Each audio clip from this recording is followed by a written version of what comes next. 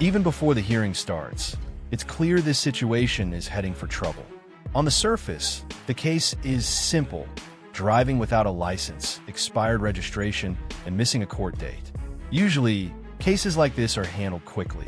You explain why you missed court, clear the warrant, and move forward. But that's not what happens here. Instead of directly answering the judge's question, the defendant takes a different approach. He begins to question documents, challenge identity, and even asks court officials for things like oaths and bonds. At that point, things begin to shift, and not in a good way. Here's what matters most. In a courtroom, timing and relevance are everything. You can raise concerns, but they must clearly relate to the judge's question. If they don't, the court is unlikely to consider them. The judge has already made his position clear. This hearing will follow strict rules and stay on track. So the real issue becomes, is this a smart legal strategy or a misunderstanding of how courtrooms actually work? Because very quickly, this situation is about to escalate. McHenry, 24 TRD 819. Ms. McHenry entered no plea to charges of no operator's license and expired plates, each of which is a minor misdemeanor, on December 17th, 2024. I scheduled it for a bench trial for January 8th of 2025. Ms. McHenry was given notice of that bench trial. I have a signed receipt in the file showing she got notice of that bench trial. Present on January 8th, 2025 was the law director along with a police officer. Ms. McHenry failed to appear. As a result of her failure to appear, I issued a warrant for her arrest.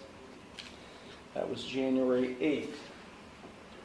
It's now over a month later, February 11th, and Ms. McHenry is now turning herself in on the warrant. She is in the courtroom, and she is without an attorney. Ms. McHenry, why were you not here on January 8th of 2025? I have a question about the case. Ms. McHenry, sit down.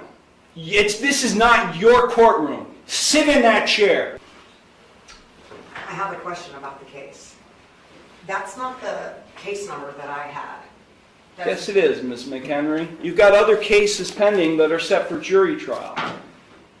The original case number that I had was like TDR, like 0800 something.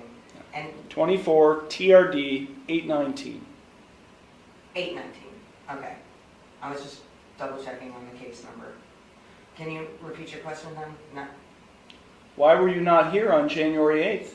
I put in an appearance and it was rejected and struck from the record, and I was sent a letter saying that I am not who I said I was. So I have a question about that because I don't understand. This is not a discussion here.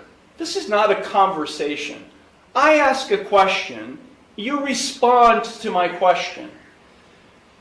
Now, this is typical behavior for you because you're a sovereign citizen. At least you claim to be. I've never claimed that. Well, your documentation that you file, including the one you filed today that did not have a correct caption or case number on it, is indicative of that. So let me ask you, Ms. McHenry, again, why were you not physically, personally present in the courtroom on January 8th, 2025 for your trial?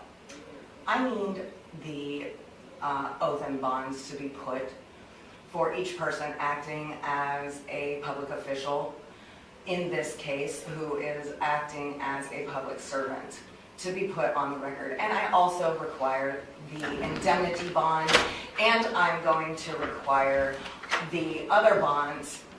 Please, for the record, let it be known that you exited. I did. I exited the courtroom and asked a police officer and probation officer. Who has the indemnity bond?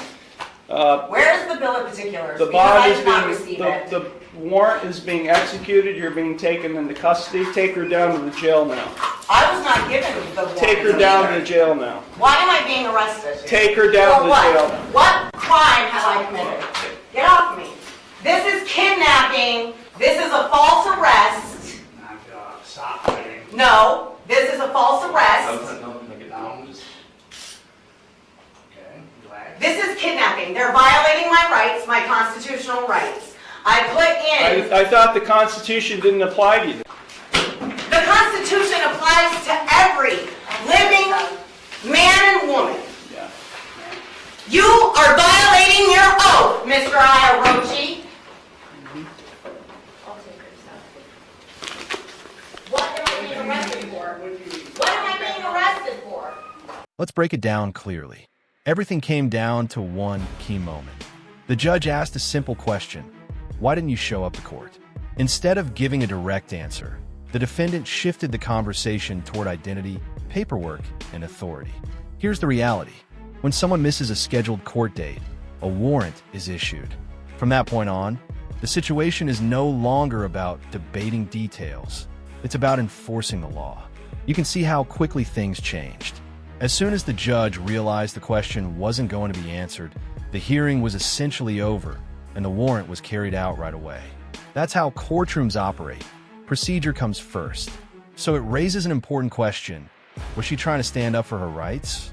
Or did she lose control of the situation? In the end, the focus shifted. It was no longer about the original charges. It became about following the court's instructions. If this case surprised you, hit the like button, share your thoughts in the comments, and subscribe for more real courtroom breakdowns.